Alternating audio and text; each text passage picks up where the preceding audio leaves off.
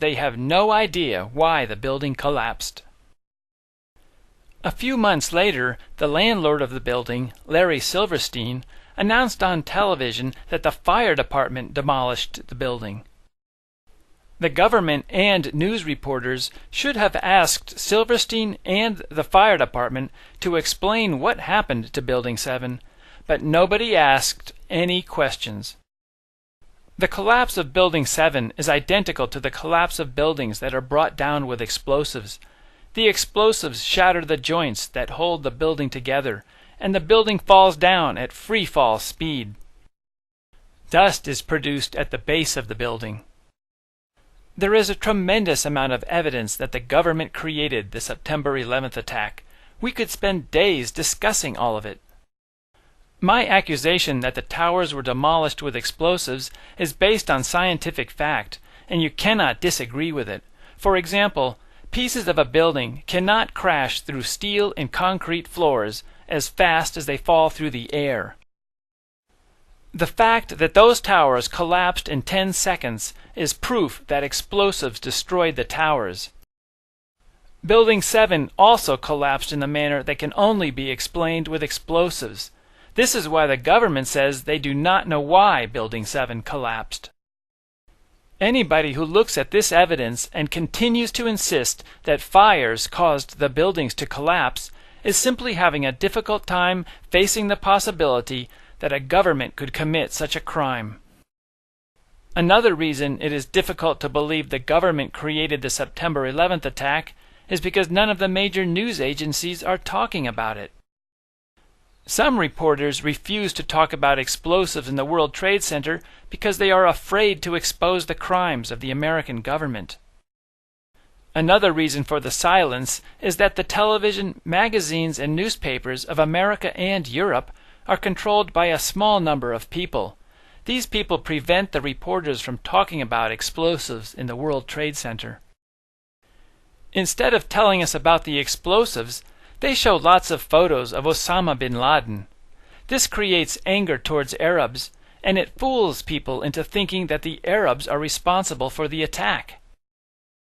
The news agencies are trying to manipulate emotions, not provide serious information.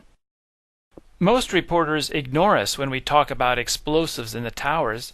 Occasionally, a magazine or television program tries to make us look like idiots. Already, 3 different television networks have criticized us. These television programs do not provide serious information to counteract our arguments. Instead, they use insults to make people laugh at us. Here is how they introduce Jimmy Walter. And then there's this asshole. Man, that's way too soft. Let me try that again.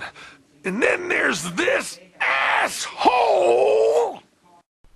My book has been available for almost 3 years, but it was ignored by the large magazines and television shows until Jimmy Walter began advertising it. This is a portion of one of his full-page newspaper ads. Here is how Penn and Teller describe my book. He wrote a book called Painful Questions, an analysis of the September 11th attack. We show you the cover because if you ever see anyone carrying it, push them down a flight of stairs. Popular Mechanics refers to us as liars. The angry and childish attacks on Jimmy Walter and me could be a sign that the criminals are frightened that we are exposing them. However, when a criminal tries to cover up his crime, he runs the risk of releasing more information about himself. These television shows and magazines can help us understand who is behind the September 11th attack and how they get away with these crimes.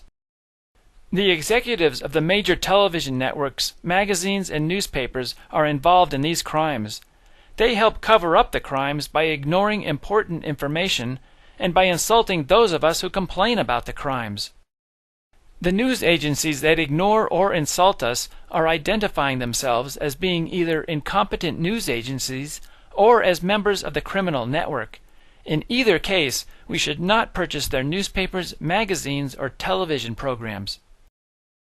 We could use our technology to build beautiful cities for ourselves with advanced train systems, but we need better governments and better news reporters. We must also prevent the criminals from getting control of the 9/11 organizations. I will give you an example. I had been invited to speak at a meeting about September 11th in March of 2004 in San Francisco. However, a week before the meeting, I was told that I was not allowed to speak. They did not explain why I could not speak. I think the criminals are trying to get control of the 9/11 organizations so that they can remove people like me. They fool you into thinking they are on your side. They are trying to put all the blame on President Bush or Dick Cheney.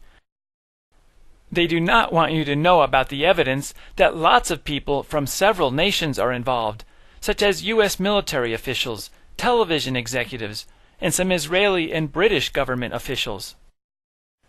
People often respond that they cannot do anything about this corruption because they are just an ordinary person of no importance. But everybody can help make this world a better place simply by showing our books, videos, and websites to your friends. So help us educate and encourage people. Let's make this a better world.